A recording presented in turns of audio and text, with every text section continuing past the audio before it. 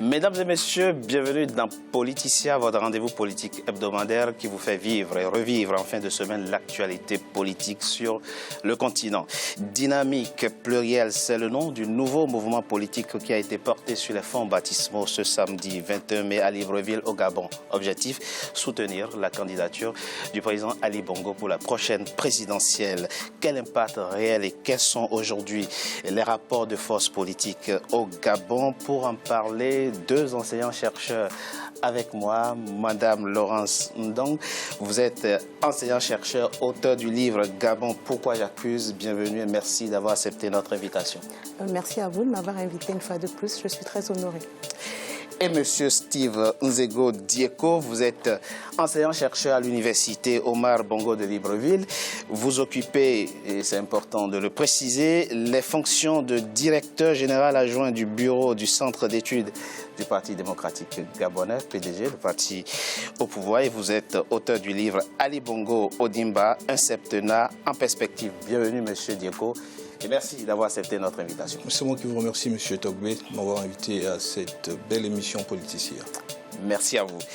C'était donc le samedi 21 mai. Un mouvement a été créé au Gabon pour soutenir la candidature d'Ali Bongo à la présidentielle d'août 2016. Avant de parler de l'opportunité de la portée d'un tel mouvement, je vous propose de suivre ce reportage signé Douglas Ntoutoum. Il est notre correspondant à Libreville au Gabon. Lancé le 21 mai 2016 à Libreville, le mouvement dénommé Dynamique plurielle, composé des membres du Parti démocratique gabonais au pouvoir, des partis de l'opposition, ceux de la majorité et la société civile, entend soutenir la candidature du président sortant Ali Bongo Ondimba pour un nouveau mandat à la tête du Gabon. La mise sur pied de ce mouvement vise un seul intérêt, la réélection du président Ali Bongo Ondimba, dont le parti a perdu de nombreux cadres. Nous avons pensé à mettre en place cette plateforme parce que chacun travaillait un peu de son côté. Et il nous a paru utile de rassembler le mouvement et de faire en sorte que nous puissions porter le message de la réélection d'Ali Bongo Ondimba parce que nous croyons que ce qu'il fait pour le Gabon est positif. Alors le mouvement va descendre sur le terrain parce que ce sont des hommes et des femmes de talent qui vont aller à la rencontre de nos compatriotes dans les quartiers, dans les villages et peut-être à l'extérieur par groupe. On va constituer différents groupes qui vont être déployés à partir du 4 juin prochain. Ce mouvement politique qui intègre toutes les composantes de la société entend scruter les coins et recoins du pays dès le 4 juin 2016 pour atteindre son objectif, chacun usant de sa capacité de mobilisation. Mais pour les observateurs, rien n'est acquis à ce stade de la bataille politique. Je pense que ce mouvement qui se veut large, autour non plus nécessairement du chef de l'État, mais autour d'un ensemble d'idées, est un mouvement qui a l'ambition de réussir. Mais encore une fois, le paysage politique est un paysage marqué de beaucoup d'inconnus. Maintenant, la question de savoir si cela va réussir et si finalement l'obstacle que représente l'USP, cet obstacle sera surmonté. En 2009, Ali Bongo avait été élu avec 42% des suffrages. Pour 2016, le pouvoir s'organise pour faire élire son candidat à plus de 50%. Si le bilan du président sortant, Ali Bongo Ondimba, est positif pour certains et négatif pour d'autres, il n'en demeure pas moins que chaque bord politique s'organise pour mettre toutes les chances de son côté pour remporter l'élection d'août 2016. Madame, donc, Alain-Claude Bilibinze, le porte-parole du gouvernement, il est par ailleurs ministre de la Communication, qualifie de positif le bilan du président Ali Bongo. Dans votre livre « Gabon, pourquoi j'accuse », vous pensez que les 7 dernières années ont été un désastre politique pour votre pays. Est-ce que vous pouvez nous expliquer un peu en quoi le Gabon vit en ce moment un désastre politique? Déjà, M. Bilibinze s'est exprimé dans cet élément que nous venons de regarder en tant que membre du Parti démocratique gabonais et en tant que membre du nouveau mouvement dynamique pluriel qui vient d'être mis en place. Donc c'est vrai qu'en même temps, il occupe ses postes dans le gouvernement, mais parfois il est bien de séparer l'homme d'État du partisan qui est derrière son candidat dans le cadre du parti politique. Alors moi, quand je regarde aujourd'hui le paysage politique du Gabon et surtout les aspects économiques, les aspects de la vie de tous les jours, je me rends compte que pour moi, le président Ali Bongo n'a pas tenu ses promesses. Aujourd'hui, on est quasiment dans le statu quo. Il y a énormément de grèves. On va me dire qu'en France aussi, il y a des grèves, mais ce ne sont pas forcément pour les mêmes raisons. Quand vous parlez de statu quo, vous parlez de quoi précisément? Je parle des blocages qu'on a dans l'éducation, dans les écoles, dans les universités. Il n'y a pas eu une seule année académique qui se soit déroulée correctement depuis plusieurs années. Il y a des grèves à répétition. Les années scolaires sont escamotées. Il y a à chaque fois des grèves des élèves. Les franchises études scolaires et universitaires n'ont pas été respectées puisque l'armée est allée jusque dans les établissements pour mater des mouvements. Ça, c'est l'année dernière, au cours des tensions sociales qu'il y a eu dans votre pays. Oui, c'est arrivé que... D'accord. Et vous résumez le septennat. Et même cette année, je ne résume pas le septennat que là. Je ne résume pas le septennat. Tout au long du septennat, d'après je le dis dans mon livre, on en fait le constat, il y a eu un problème dans le choix des priorités. Parce que, pour moi, quand on est dans un pays comme le Gabon, où les besoins primaires des populations ne sont pas satisfaits, où on a promis des logements sociaux parce que c'est un besoin véritable et on n'a pas tenu cette promesse. Quand on regarde... Pas totalement, mais sinon des logements sociaux ont été livrés il y a quelques semaines. Pas les 35 000 prévus. Oui, bien entendu, pas les 35 000. Très pas bien, les 35 000 prévus. Et il faut dire que les logements sociaux ont été livrés quasiment la dernière année du septennat. D'accord. Vous pensez que...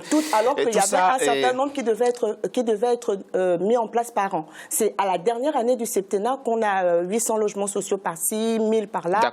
On n'est pas dans le climat. On reviendra en détail sur les différents éléments qui, selon vous, signent l'échec du président Ali Bongo. Monsieur Dieko, dans votre livre Ali Bongo Ondimba, un septennat en perspective, pour vous, la vie est rose ici. Je voudrais déjà saluer ma compatriote, Madame Don. Je voudrais dire et être en désaccord. Vous plaidez pour un second septennat pour le président Ali Bongo. Permettez-moi d'abord de répondre à Madame Don sur l'argumentaire qu'elle viendrait à peine de développer. Déjà, je m'inscris en total désaccord des propos qu'elle vient à peine de prononcer. C'est assez réducteur, n'est-ce pas, d'essayer de canaliser ou du moins de réduire le septennat d'Ali Bongo Ondimba au niveau des grèves. Il faut que l'on se souvienne, mais l'honnêteté intellectuelle, n'est-ce pas, si vous voulez, nous permet de nous rappeler... Mais les grèves sont aussi une illustration d'une insatisfaction sociale, hein, je veux dire aussi que nous avons, il faut retenir, il faut que nous nous rappelions d'abord dans quelles conditions, en 2009, le président Ali Bongo Ondimba, n'est-ce pas, prend le pouvoir.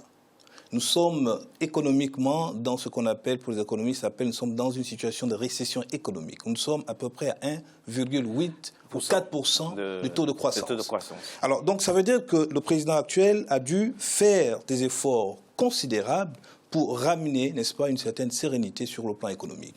Et ce qui a naturellement boosté notre économie. Entre-temps, la situation s'est améliorée aussi au plan international. On n'est pas resté dans la crise financière, dans la crise économique de 2009 à 2016. Mais je veux dire, c'est un élément. C'est un élément aussi le contexte mondial a évolué aussi positivement. Mais je veux dire que c'est un élément primordial qui était nécessaire quand même de rappeler. Ensuite, elle rappelle la grève. Moi, j'ai la chance de pouvoir vivre au Gabon. Et effectivement, on peut reconnaître qu'il y a quelques situations au niveau de l'université. On a même déploré la mort d'un... Il y a quelques situations au niveau de l'université, mais je veux dire, entre 2009 et 2016, il y a beaucoup de choses qui ont été faites sous le magistère du président de la République. Je prends pour exemple... Nous avons, dans le cadre des réformes engagées du président de la République, notamment le nouveau système de rémunération, qui est une révélation même qui peut être couronnée comme l'une des actions emblématiques du président de la République, le nouveau système de rémunération et de la gestion de l'argent de l'État, qui a vu rehausser, n'est-ce pas, les dépenses de l'État à près de 30%. Mais qu'est-ce que cela a visé aujourd'hui? Alors, il faut préciser, quand vous parlez de système de rémunération, vous faites sans doute allusion à l'augmentation de sans doute près de 30% pour les quelques 82 000 fonctionnaires gabonais. Monsieur Togbe, c'est pas rien. Oui, bien entendu. C'est pas rien dans le contexte actuel. Lorsque, en plus, avant le nouveau système de rémunération, il faut rappeler que le SMIC, qui était à 80 000 francs CFA, est passé de 150 000 francs. Ça, ce sont ce que j'appelle des réalités, des choses que les Gabonais vivent. Et cette ce nouveau système de rémunération a permis naturellement d'améliorer les conditions de vie des Gabonais. Donc, je veux dire, je comprends, parce qu'on est dans une stratégie de pouvoir présenter, d'assombrir, n'est-ce pas, le tableau du chef de l'État, mais en même temps, il faut avouer qu'il y a... aussi un constat. Oui, mais je veux dire que il y a des choses qui ont été faites. Oui. Je le rappelle d'ailleurs dans mon ouvrage, sur le plan politique, beaucoup n'en parlent pas. Nous avons l'introduction, n'est-ce pas, de la biométrie dans notre processus électoral. Avant d'arriver à la biométrie, puisque vous parlez de la situation au plan politique, il y a une évidence aujourd'hui, c'est que politiquement c'est tendu dans votre pays. D'abord avec les nombreux départs des brontosaures, de quelques brontosaures du PDG du parti présidentiel, et puis les exclusions aussi. Donc le PDG connaît aujourd'hui une saignée politique qui est remarquable et qui reconfigure le paysage politique gabonais. Je ne pense pas. Mais ça traduit une crise aussi du CTM. Je ne pense pas que c'est un mouvement nouveau pour le parti au pouvoir. Il suffit de l'interroger. Dans les années 1990, nous étions dans une situation similaire où on a enregistré, le parti au pouvoir a enregistré, n'est-ce pas, un certain nombre de démissions ou de dissidences. Alors, la question fondamentale pour moi, et c'est ça qui est important aujourd'hui, c'est de savoir, est-ce que ces dissidences, ces divisions pourront naturellement permettre au chef de l'État d'être réélu. Mais elle fait appel à une autre question, celle que vous posez en attendant de venir à vous. À quel besoin répond la création de ce mouvement dynamique pluriel à laquelle nous avons assisté je crois que l'élément qui venait à peine de passer a été explicite. Oui. Comparativement à d'autres mouvements, ce mouvement dynamique pluriel essaie de regrouper un certain nombre de partis politiques au-delà du parti au pouvoir. Et on a bien vu, puisque ça regroupe les partis de l'opposition, de la société civile et naturellement d'autres sympathisants du président de la République. Donc je pense que c'est un mouvement qui vient contribuer justement à cette dynamique autour du président de la République pour son élection. Ce n'est pas pour colmater des brèches. Je ne pense pas, puisque les missions sont clairement définies et je pense tout simplement cela va permettre de dynamiser autour du chef de l'État pour son élection. Je précise effectivement que vous justifiez dans ce livre Ali Bongo Ondimba, un septennat en perspective. Vous donnez dans ce livre les raisons pour lesquelles vous pensez que le président Ali Bongo doit briguer un second mandat. Mais on reviendra tout à l'heure sur la question économique et sociale. Madame, donc, dans Gabon, pourquoi j'accuse, vous dénoncez ce que vous appelez l'enrichissement rapide et sans effort. Vous pensez que dans votre pays aujourd'hui, l'élite politique s'enrichit un peu trop rapidement et sans faire grand-chose? C'est ce à quoi le Parti démocratique gabonais nous a habitués depuis 50 ans, depuis les 50 ans qu'il est au pouvoir. Tout à l'heure, on parlait du SMIC au Gabon qui était de 80 000 francs CFA. Je tiens à rappeler quand même que 80 000 francs CFA, c'est 120 €. Et que déjà, ce SMIC est déjà, on ne peut plus dérisoire. Oui, mais la baguette ne coûte pas 1 euro. Oui, je sais, mais quand on ramène ce SMIC à la richesse du pays et au nombre de fonctionnaires, on est déjà largement en dessous de ce que les Gabonais pourraient percevoir ou auraient pu percevoir depuis lors.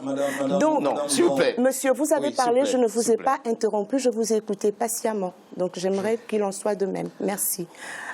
Voilà, donc quand on augmente ça de 30%, il ne faut pas qu'on veuille croire qu'on a fait des miracles. Le Gabon était en récession en 2009.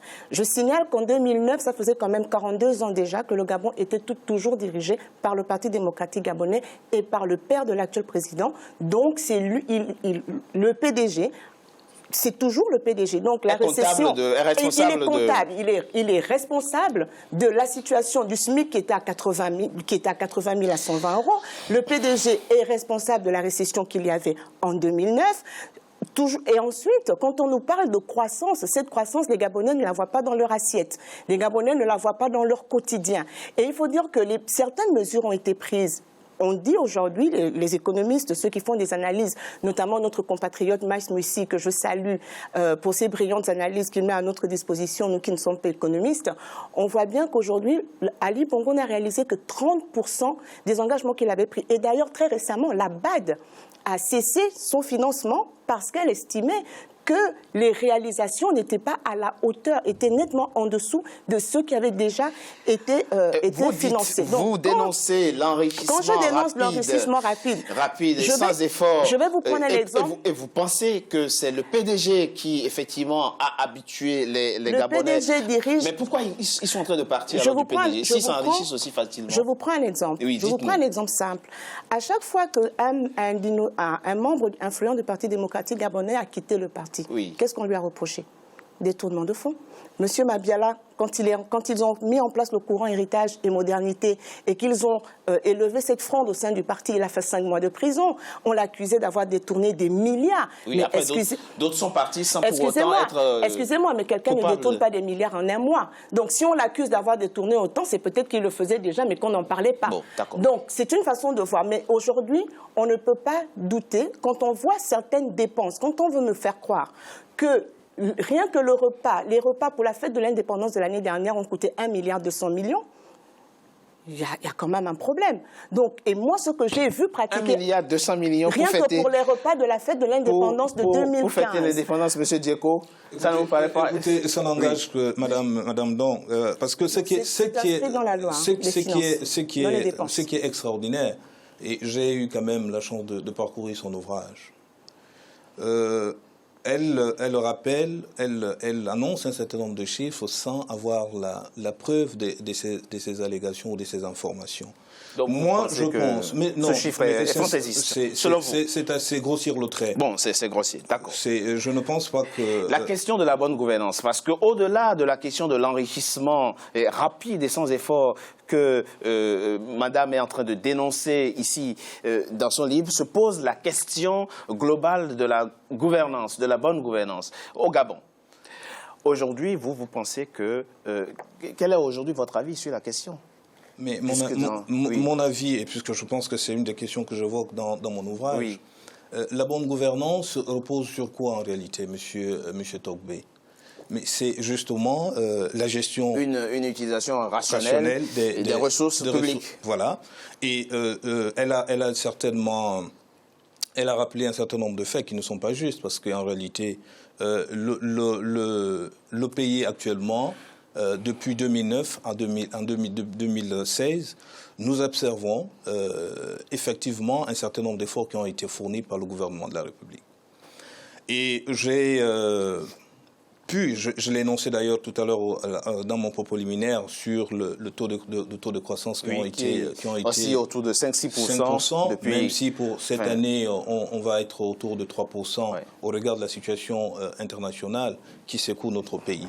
Et donc, je pense tout sincèrement qu'il y a eu des efforts au niveau de la gouvernance, il y a eu des investissements importants, ça aussi il faut le dire, qui ont été faits. 4 milliards de dollars d'investissements étrangers, effectivement, mais c'est plus étranger que d'investissement, puisque la dette intérieure du Gabon reste encore énorme. Mais ça, c'est une autre question, on reviendra là-dessus. Donc, côté gouvernance, vous trouvez aujourd'hui que... Mais il y a un élément que vous dites dans votre livre, du moins celui qui vous a préfacé, et j'imagine que vous faites vôtre. Et ces propos, adoubés, je le lis, monsieur...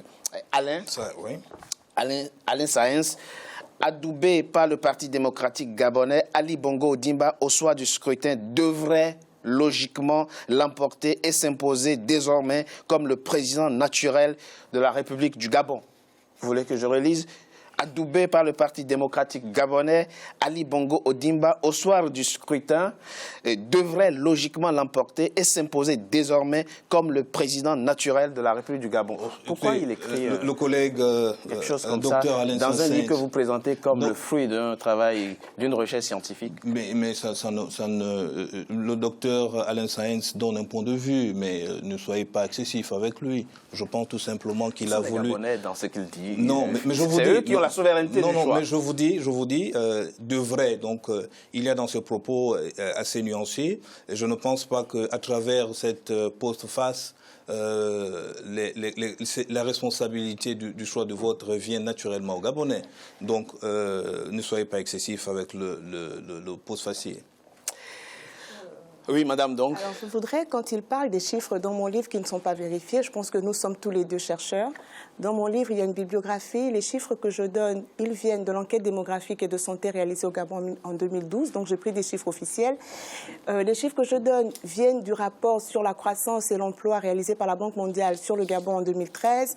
Je cite la stratégie de développement humain du Gabon qui a été demandé par le président de la République et qui lui a été livré en décembre, je pense, 2014. Ah, ça, par contre, madame, excusez-moi, ça, par contre, le rapport du PNUD place votre pays, le Gabon, au 2e rang dans la sous-région quand même. En Afrique, au sud du Sahara. Ça dépend de quel indicateur social on prend. C'est ça le problème. Ça dépend de quel indicateur social.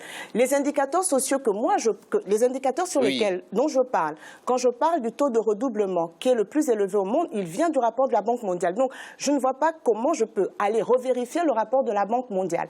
Quand je dis que sur 100 filles qui rentrent au CP ou 100 garçons qui entrent au CP, seules 16 filles atteignent ou achèvent le supérieur et 20 pour les garçons. C'est l'enquête démographique et de santé du Gabon de 2012 qui le dit. Donc, les chiffres que je cite dans mon livre sont des chiffres qui s'appuient sur des rapports qui ont été validés, soit par les instances internationales, soit par le Gabon lui-même. Donc, il n'y a pas un chiffre qui a été pensez que votre pays, de ce point de vue-là, a régressé. Voilà. Donc, il y a des points sur lesquels le pays a régressé. Je prends un exemple simple. Quand on a 18,5% de réussite au bac en 2015, on ne va pas me dire que c'est une avancée.